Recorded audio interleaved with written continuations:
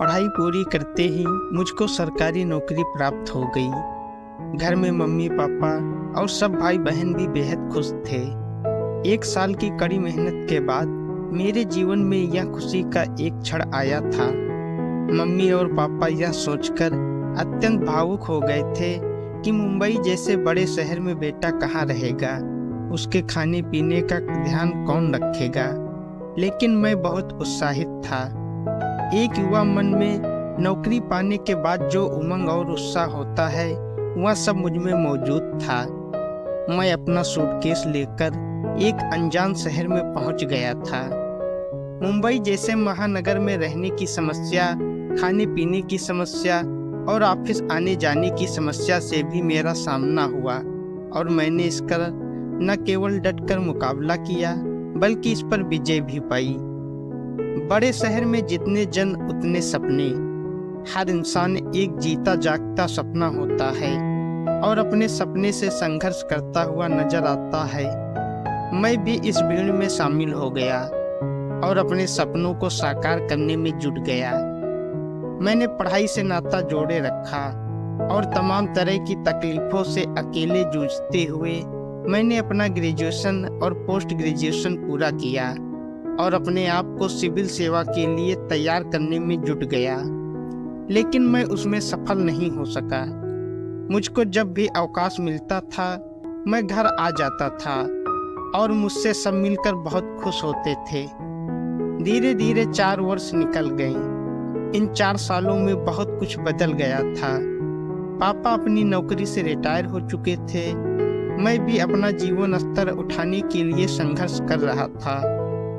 मैं बहुत ही खुश था और जिंदगी ठीक ठाक चल रही थी। मेरे सरकारी नौकरी में होने की वजह से मेरे लिए जगह जगह से शादी के रिश्ते आने लगे थे। मुझे ऐसी लड़की चाहिए थी जो पढ़ी लिखी, सुंदर व तेज दिमाग वाली हो, ताकि मुंबई जैसे शहर की सच्चाइयों के साथ जी सके और साथ ही मुझको अपनी परिपक्वता से कुछ सुकून के पल दे सके, क्योंकि मैं अब तक संघर्ष करके बुरी तरह थक चुका था और प्यार की अपनत्व भरे सहयोग की शीतल छांव में थोड़ा विश्राम करना चाहता था। मेरी यह तलाश समाप्त हुई। उस लड़की का नाम अंजू था। शादी बहुत ही धूमधाम से हुई। शादी में दोनों परिवारों ने दिल खोलकर खर्च किया था। शादी संपन्न होने के बाद सभी अपनी अपनी गृह गृहस्थी में रम गए थे। मैं और अंजू बहुत खुश थे। हम दोनों ने मिलकर कहीं बाहर घूमने का कार्यक्रम बनाया और हम लोग हनीमून मनाने के लिए मनाली गए। मम्मी पापा भी अपने को थोड़ा हल्का महसूस कर रहे थे, क्योंकि पापा ने अपनी एक जिम्मेदारी सफलतापूर्वक निभा दी थी। धीरे धीरे मैं अपनी नौकरी और पत्नी में लीन हो गया। मैंने अंजू को भी आगे पढ़ने व अपना एक मुकाम हासिल करने के लिए प्रेरित किया, लेकिन अपने अंतर्मुखी स्वभाव के चलते वह वैसा न कर सकी जैसा मैं चाहता था। वह अपने को मुझ तक ही सीमित रखती थी और घर में किसी से ज्यादा बात नहीं करती थी। यहाँ तक कि मम्मी और पापा से भी वह बात करना पसंद नहीं करती थी। मैं सदैव अंजू को खुश रखने का प्रयास करता था। उसे न केवल सारी सुख सुविधा देने का प्रयास करता, बल्कि अंजू की हर इच्छा को पूरा करना अपना कर्तव्य समझता था। अपने प्रति मेरा यह लगाव अंजू ने मेरी कमजोरी समझ लिया और फिर पूरे षड्यंत्र के तहत वह सब किया जो आज की आम बात हो गई है। मेरे घर आने पर वह किसी को कुछ न समझती थी, लेकिन घर के लोग मेरे डर से चुप रहते थे और सोचते थे कि थोड़े दिनों के लिए ये आए हैं, जैसे रहते हैं रहने दिया। अंजू हमेशा अपने मायके वालों के ही सब कुछ समझती रही और उसके अंदर कभी इस परिवार के प्रति समर्पण व त्याग की भावना नहीं जागी जिसमें वह शादी करके आई थी। शायद उसकी शिक्षा ही ऐसी थी कि उसका दिमाग सदैव इसी बात में लगा रहता था कि किस प्रकार मुझको घर की तरफ से विमुख रखा जाए। मेरा वैचारिक स्तर काफी ऊंचा व सुलझा हुआ था।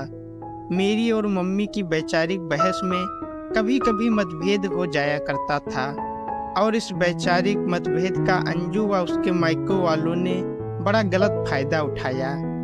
अंजू को कभी भी हमारे परिवार के सदस्यों का सम्मान करने की शिक्षा नहीं दी गई।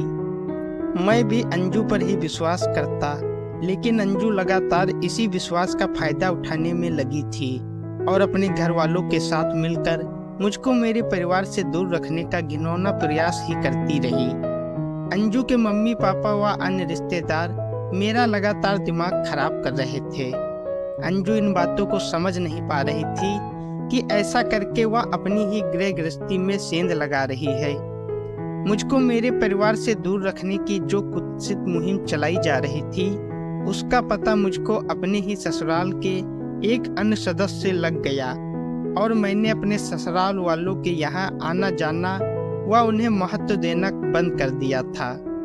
लेकिन तब तक अंजू का दिमाग इतना खराब कर दिया गया था कि वह इससे उबर नहीं पा रही थी और उसे वही सही लगता था जो उसके मायके वाले कहते थे, और आखिर तक इस मकर जाल से वह कभी नहीं निकल पाई।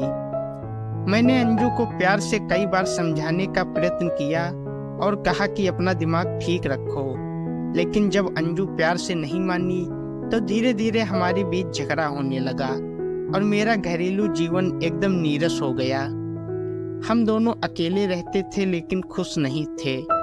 मैं अंजू को अपने हिसाब से रहने को कहता था, परंतु अंजू का अहम बहुत ही चरम पर था। उसने मेरी कोई बात न मानने की जैसे कसम ही खा ली थी। मुझको अपने सपने टूटते से लगे और धीरे धीरे यह बात घर के बड़े बुजुर्गों तक पहुंच गई। मुझको यह जानकर भी बहुत दुख हुआ कि उसके मायके वाले भी उसे समझाने को तैयार नहीं थे और लगातार षड्यंत्र रच रहे थे। मेरे और अंजू के बीच का तनाव इतना ज्यादा बढ़ गया कि उसे देखकर दोनों परिवारों के सदस्य परेशान हो गए। अंजू चोरी छिपे अपने मायके फोन करके उल्टा सीधा बताने लगी, जिसने जलती आग में घी का काम किया। समस्या के प्रति उसके मायके वाले कभी गंभीर नहीं रहे और उन्होंने कभी आमने सामने खुलकर बात नहीं की। और फिर वही हुआ जिसका सबको डर था। एक रात अंजू मुंबई जैसे शहर से अकेली मुझको बिना बताए ही अपने मायके पहुंच गई। उसके घर के लोग पहले से ही भरे बैठे थे।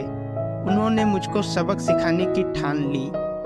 उधर अंजू के इस तरह से अचानक चले जाने से मैं बहुत परेशान हुआ और जगह जगह उसे ढूंढता रहा।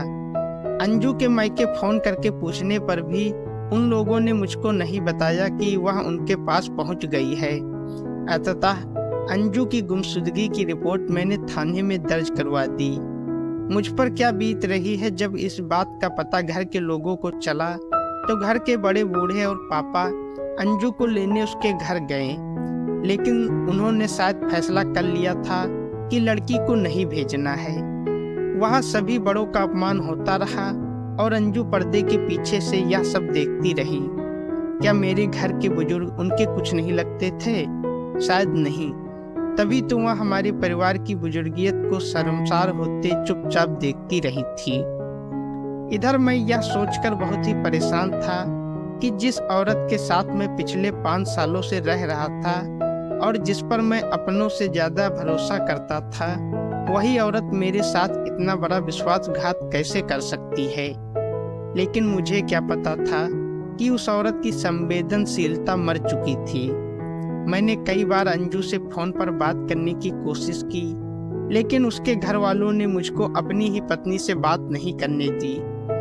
इससे बड़ा दुख तो इस बात का है कि अंजू ने कभी एक बार भी अपनी तरफ से मुझसे बात नहीं की। मैं एक बार खुद अंजू को लेने पहुंचा तो ससुराल वालों ने सभी परंपराओं व मान्यताओं को ताक पर रखकर मुझको बेइज्जत करके घर से निकाल दिया और यह सब होते हुए अंजू चुपचाप देखती रही। इसके बाद उसने मेरे और परिवार के खिलाफ थाने में शिकायत दर्ज करा दी।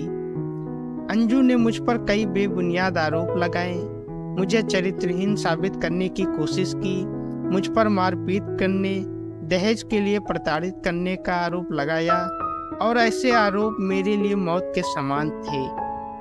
मैं अपने पर लगाए गए आरोपों से टूट गया। अंजू ने मम्मी व पापा और मेरे भाई पर भी आरोप लगाए। शायद यह एक परंपरा चल निकली है कि दहेज के घेरे में सभी को रखा जाए और परेशान किया जाए, भले ही सच्चाई से इसका कोई लेना देना नहीं। पुलिस भी कानून के आगे बेबस है। मेरे लिए इन आरोपों का आघात किसी ब्रजपात से कम न था। मेरा सारा जीवन तबाह हो गया।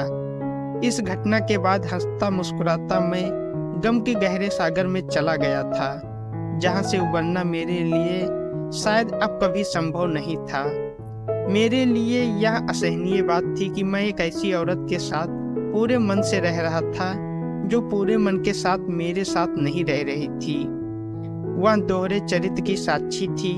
उसके दिलो दिमाग में मेरे लिए कितना जहर भरा था, या उसके द्वारा लिखे गए शिकायती पत्रों से पता चलता है, जो कि उसने थाने में व मेरे ऑफिस में लिखे और जिसके कारण मेरी सरकारी नौकरी चली गई। जब मैं अकेले में होता हूँ तो मैं बहुत रोता हूँ और सोचता हूँ, औरत को त्याग, बलिदान व तपस्या की मूर्ति कहा जाता है, लेकिन अंजू तो छोड़ गई थी मुझको तिल तिल कर मरने के लिए। मुझे तो इस बात का भी आश्चर्य है कि वह इतना सब होते हुए प्रत्यक्ष देखने के बाद इस संसार में कैसे चैन से रह सकेगी, कैसे वह अपने आप से नजरें मिला सकेगी और इस दंश से अपने आप को कैसे मुक्त कर सकेगी कि वह एक घर से भागी हुई तथा एक जिंदा दिल इंसान और उसकी रोजी रोटी की हत्यारिन है।